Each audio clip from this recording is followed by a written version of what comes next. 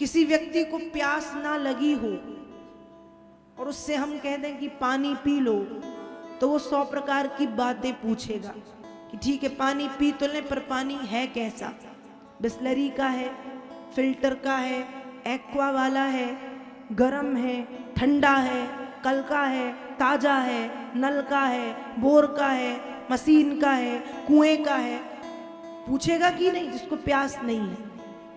लेकिन जिसको प्यास लगी है और उससे कह दो कि पानी पी लो, वो 100 प्रश्न नहीं करेगा, वो बस आपसे आके ग्लास लेगा और पीना गट गट गट गट शुरू कर देगा। क्यों? क्योंकि वो प्यासा है, उसे प्यास लगी है। वैसे ही इस कथा को वही सुनना पसंद करते हैं जो कथा के रसिक हैं, जो कथा के प्यासे हैं। जैसे बड़े बड़े संत, बड़े बड़े भक्त बार बार इस कथा को सुनना चाहते हैं। सुनते तो सभी हैं इस कथा को, पंडाल में तो बहुत से लोग आते हैं, लेकिन ठीक तरह से वही सुनते हैं जो इस कथा के रसिक हैं, जो डूब करके इस कथा को सुनते हैं। तो पिबत भागवतम रसमालयम मूरहो रसिका भुवि भावुकाः। वे इस कथा को सुनते हैं। फिर एक बात आई कि जब ये फल इतना गला हुआ है, भागवत जी का फल, अब मान लो आम के पेड़ में खूब गला हुआ मीठा मीठा आम लगा है, बिल्कुल पका, और वो पका बिल्कुल गला हुआ आम जो बहुत ज्यादा पक गया है, वो पेड़ से जब नीचे गिरेगा तो वो सही तरीके से गिरेगा? क्या हो जाएगा? क्या हो जाएगा? फूट जाएगा। उसका जो अंदर का है सब वो बाहर निकल जाएगा। तो जब श्रीमद् भागवत का जो ये फल है, ये भी तो गलितम फलम, ये बहुत गला हुआ मीठा फल है, तो ये डायरेक्टली कैसे सुखदेव जी को मिल गया? तो कहा ये डायरेक्टली सुखदेव जी को नहीं मिला, ये नारायण की शाखा से। किसकी शाखा पे आया? नारायण की शाखा से ब्रह्मा जी की शाखा पे। सबसे पहले भगवान श्री हरि नारायण ने ब्रह्मा जी को चतुश्लोकी भागवत का ज्ञान दिया। कितने श्लोक में? 4 श्लोक में मात्र। सुनिए आप, 4 श्लोकों की भागवत। अहमेवासमेवाग्रे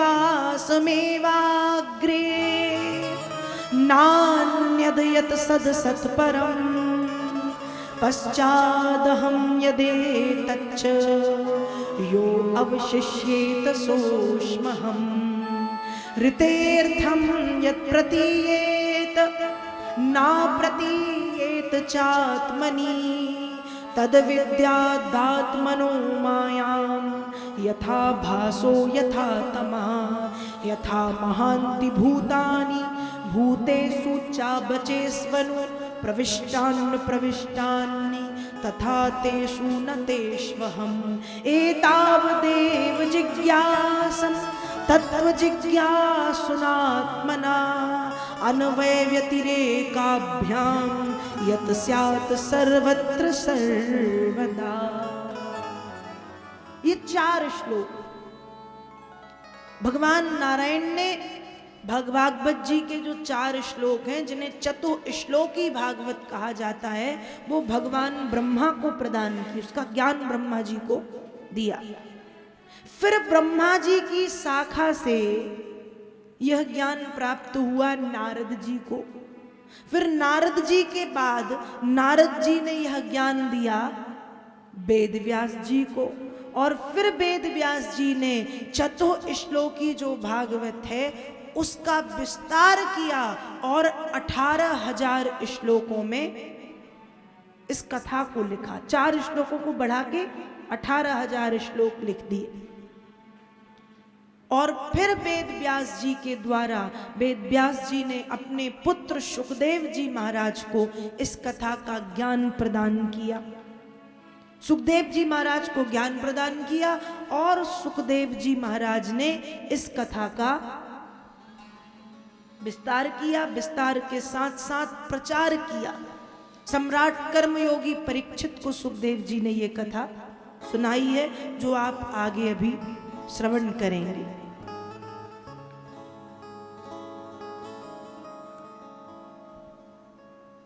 श्रीमद् भागवत महापुराण के प्रथम स्कंद के प्रथम अध्याय में श्री सूत जी महाराज ने सौनकादिक ऋषियों से 6 प्रश्न किए हैं।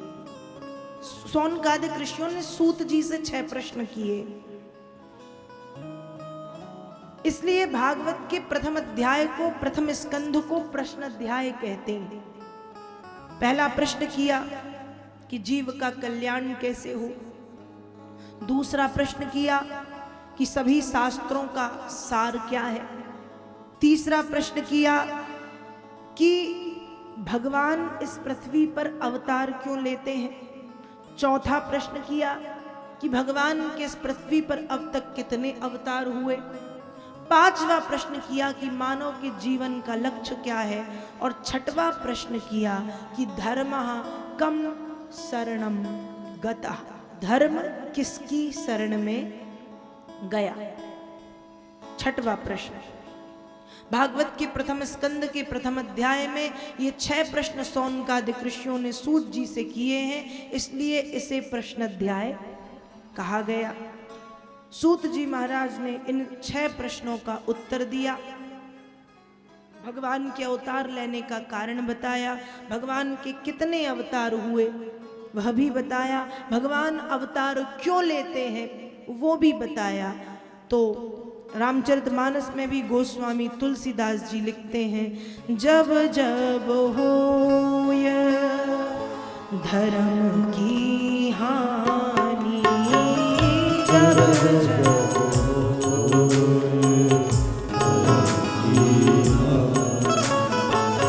जब जब होय धर्म की हानि, जब जब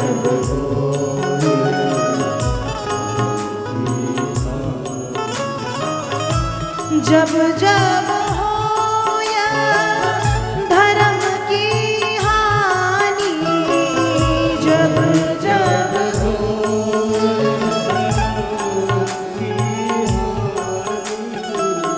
बाढ़े असुर अधम अभिमानी, बाढ़े असुर अधम अभिमानी, तब तब प्रभु धरी विविध शरीरा, तब तब प्रभु धरी विविध शरीरा, हरहि कृपा निधि सज्जन पीरा, हरहि कृपा निधि सज्जन पीरा, हरहि कृपा निधि सज्जन पीरा, हरहि कृपा निधि।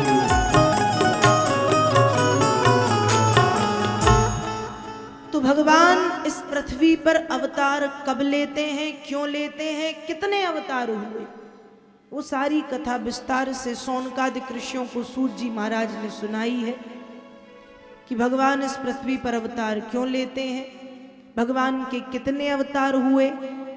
गिनती यदि देखी जाए तो भगवान के 23 अवतार हुए, 24वां अवतार ऐसा ग्रंथों में वर्णन मिलता है, भागवत जी में वर्णन मिलता है कि जब घोर कलयुग आएगा तो 24वां अवतार भगवान का कल्कि के नाम से इस संसार में होगा, कल्कि के रूप में होगा।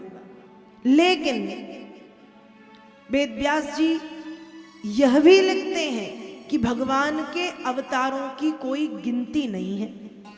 एक तरफ तो ये बता दिया कि 23 अवतार और दूसरी तरफ ये कह दिया कि गिनती नहीं है। तो 23 अवतार गिनती ही तो है, बिल्कुल सटीक गिनती बताई 23 और 24वां होना है। और फिर लिख दिया अवताराय संख्येय हरेर सत्व निधेर द्विजा यथा विदहसिनः कुल्या सरसा स्युः सहस्रसा। कहा अवताराय संख्या, भगवान असंख्य अवतार लेते। असंख्य मतलब अनकाउंटेबल, तो काउंट ना हो, जिनकी गिनती ना हो। तो ये क्यों लिख दिया फिर, जब 23 बताने ही थे तो फिर ये लिखने की जरूरत क्या थी। कहा जिस प्रकार से एक छोटे से तालाब से अनेक नदियां निकल जाती हैं, निकलती है या नहीं। कुंड से नर्मदा जी निकली और फिर नर्मदा जी से पता नहीं कितनी छोटी छोटी नदियां निकली। एक छोटे से जंगल से बहने वाले झरने से अनेक नदियां निकल जाती हैं। वैसे ही सत्यनिधि भगवान के भक्तों के कल्याण के लिए अनेक अवतार हुआ करते। भगवान गिनती से अवतार नहीं लेते। और ये जो 23 की गिनती बताई गई, ये तो भगवान के प्रमुख अवतार हैं जो किसी विशेष काम को करने के लिए हुए। जैसे सनत कुमार के रूप में आए, सबसे पहला अवतार है भगवान का सनकादिक ऋषियों का। सा एव प्रथमं देवः कौमारं सरगमा स्थितः चचार दुश्चरं ब्रह्मो ब्रह्मचर्यमखंडितम्। अखंड ब्रह्मचर्य व्रत का पालन किया और अखंड ब्रह्मचर्य व्रत का उपदेश देने के लिए पहला अवतार सनत कुमार आदि ऋषियों के रूप में नारायण ने धारण किया। दूसरा अवतार द्वितीयं तु भवायास्य रसातल गतां महीम् उद्दृश्यन्नुपादत्त यज्ञेशः सौकरं बपू। दूसरा अवतार यज्ञ पुरुष नारायण ने हिरण्याक्ष नाम के दैत्य का वध करने के लिए और ब्रह्मांड में पृथ्वी की पुनः स्थापना करने के लिए बराह के रूप में लिया, सूकर के रूप में। दूसरा तीसरा अवतार तृतीय ऋषि सरगम चो देवर्षि त्वमुपेत्तसः, देवर्षि नारद के रूप में लिया। चौथा अवतार तुर्ये धर्म कलह सर्गे नर नारायणावृषि, भगवान ने नर नारायण के रूप में लिया। पांचवा अवतार पंचमः कपिलो नाम, सांख्य शास्त्र की रचना के लिए, दर्शन शास्त्र की रचना के लिए भगवान कपिल के रूप में लिया। तो ऐसे 23 अवतार जो हैं वो किसी विशेष कार्य को करने के लिए प्रभु ने लिए। लेकिन भक्तों के कल्याण के लिए सत्यनिधि भगवान असंख्य अवतार लिया करते हैं। जैसे जब भरी सभा में द्रौपदी को निर्वस्त्र किया जा रहा था, तब भगवान ने वस्त्रावतार धारण किया और द्रौपदी की साड़ी से आकर के लिपट गए। तो वो वस्त्रावतार का वर्णन 23 अवतार में नहीं है, पर कहते तो से भी अवतार है, वस्त्रावतार। जब अश्वत्थामा ने ब्रह्मास्त्र छोड़ा उत्तरा के गर्भस्थ शिशु को मारने, तो उस गर्भस्थ शिशु की रक्षा के लिए भी भगवान ने अंगूठे के बराबर अंगुष्ठ अवतार धारण किया। इस अवतार का वर्णन भी 23 अवतारों में नहीं, पर लिया भक्त के लिए। तो कहने का मतलब ये है कि भक्त की रक्षा के लिए, भक्त के उद्धार के लिए, भक्त के कल्याण के लिए सत्यनिधि भगवान अवताराय संख्या, असंख्य अवतार लिया करते हैं। भगवान के अवतारों की कोई गिनती नहीं है। अवतारों का वर्णन कर दिया। प्रथम स्कंद में ही भगवान के विराट स्वरूप की पावन कथा का वर्णन श्री व्यास जी महाराज ने किया।